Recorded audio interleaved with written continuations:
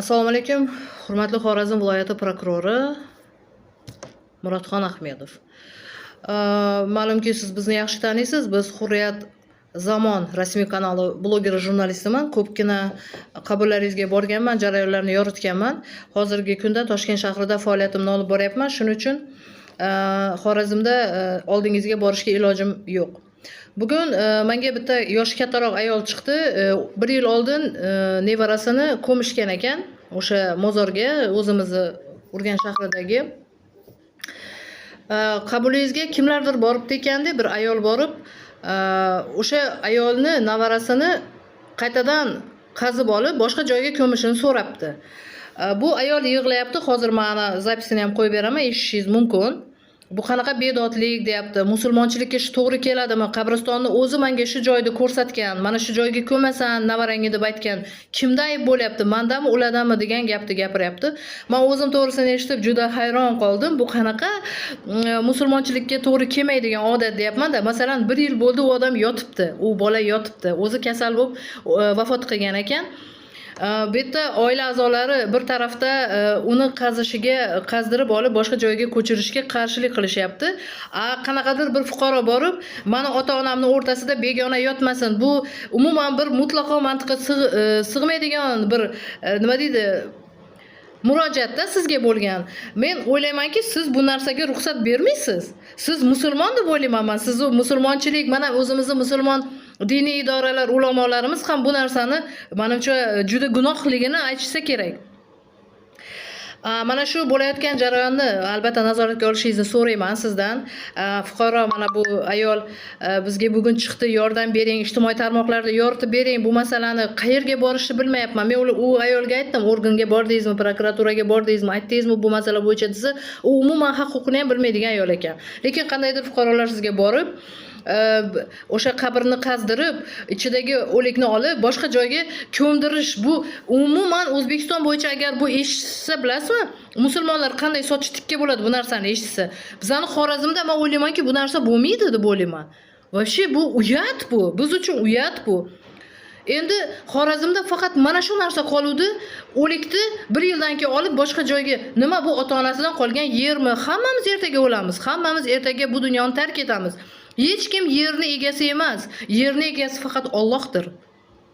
Faqat Allohdir. Men o'ylaymanki, siz to'g'ri tushunasiz bu murojaatni va bizga murojaat qilgan fuqaroni men albatta koordinatlarini prokuratura matbuotga tashab qo'yaman. O'ylaymanki, albatta katta yordam berasiz va bunga qarshilik qilasiz.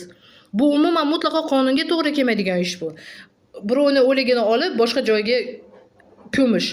Eksgumatsiya degan tushunchaga уже boryapti-da bu. Mana bu o'likni olib boshqa joyga ko'mish. Bu qanday bedodlik bu? Вообще shokman-da men. Xorazmda bo'layotgan jarayonlarga, Xorazmdagi ayrim odamlarning talablarini eshitib men juda hayron qolyapman, to'g'risi. Hozir eshitib ko'ring, ana shu ayolning gapini va o'zingiz xulosa qilasiz. Rahmat, sog' bo'ling. Biz prokuratura organ xodimlari bilan hamkorlikda ishlashni davom ettiramiz. O'ylaymanki, ijobiy yechimni topadi. Alo. Alo. Men bo'shadim, aytavering. Shuni nishatsak bo'ladi ekan qizim deb yozgan berib turasam, ko'chirmasak bo'lmaymi deb so'rayotgan. Endi siz organlarga murojaat etmabsiz ekan, prokuratura, militsiyalara xabar berish kerak bu bo'yicha. Kim u, nechun netib turibdi u? Вообще musulmonchilik dinimizga to'g'ri kelmaydigan ish axir u. Yotgan odam kiramishat berib turibdi ekan. Men вообще hayron qolib turibman hozir. Akasini aylanib bilmaymish dever ekan. Adam shuni aylanmaydigan bo'lib qolibmi ekan. Kim o'zida men bir aylanib yurgan. Mümkün emas-ku bu narsalar axir. Akasi aytibmiz shunda. Begona odam keldi yonimga deb. Quriyotganlarning hammasi bir-birine begona, lekin Xudoni bandasi-ku. Albatta bu вообще katta gunoh bu. Kim u? Qaysi qizlar debdi? Xotinmi, erkakmi?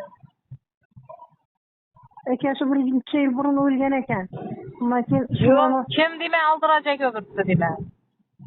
Nilufar degan qiz ekan. Nera borib aytibdi ol deb.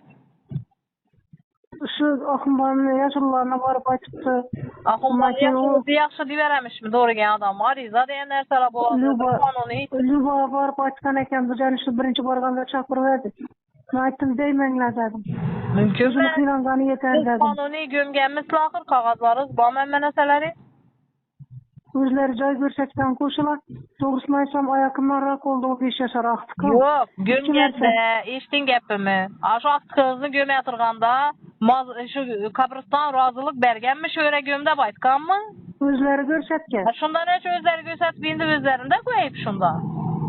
Ahır şu indi bular ne tutturtular ben ten almayayım. Çesum söyleyensiz. Gömüş Şimdi üçün. ben vallahi biledim. Ben o kısınışma bilen doğrusu ben başıma maylanmadı vallahi biledim. Vallahi Vergen boşala ustalarına hakkını vergendiler. Kermişli pulunu vergendiler. Böyle bir yerle vermeyeyim mi akı pulunu? Yer mi ne o? Yok mutok şey de olsa bilinmez. Unutmayken. Boş durgan yerini bergen ola, doğru mu? İki mazarın ortasını vergen ben. Yaxşı, iki mazanın ortası ukuyza karamayayım, akı ukuyza satıp ama akı verini. Yok. Ha oldu şunda ne? Vapşe aldırman. Dursun cayında den. Prezidente çıkamam den. Onu barmağın yeri kamaptı. Lekin beni çakırma diye çıktı.